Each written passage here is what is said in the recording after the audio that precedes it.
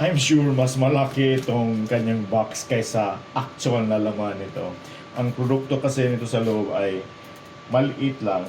But yung Xiaomi Global, pag mag-ship sila ng binibili mo, ang product na nasa packaging niya ay nilagay pa nila yan sa isang box. Ito for safety.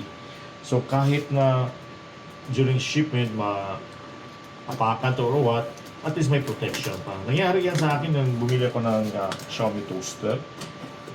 Ay, yung outer box, may butas, tinamaan ng sharp object.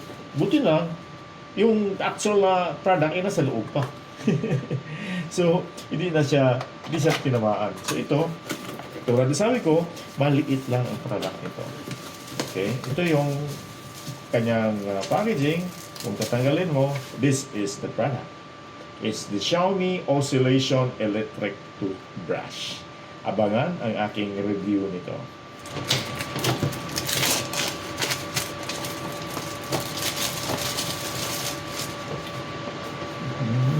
Saan ba ito? Sideways, di ba? No. Pero parang ganito. Okay. Okay, so ito na siya. So, this is it. Ganda din, it's blue. It's color blue. Ito lang, yung unit niya. Plus, we have here some, ano to? Quick start guide. This is a warranty card. Itong manual to in different languages. Andito yung toothbrush head niya. Naka-sealed pa. Kung hindi siyado, huwag yung tanggapin. Baka ginamit na, di ba? Plus meron siya dito USB cable, okay? So, bakit may USB cable siya? Kasi wala itong charging dock.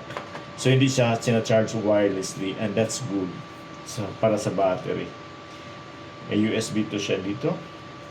Saan ba USB dito? Lalim? Hanapin ko. May cover pa sa lalim mo. Ito yung USB niya. May rubber cap siya dito. Okay, very nice.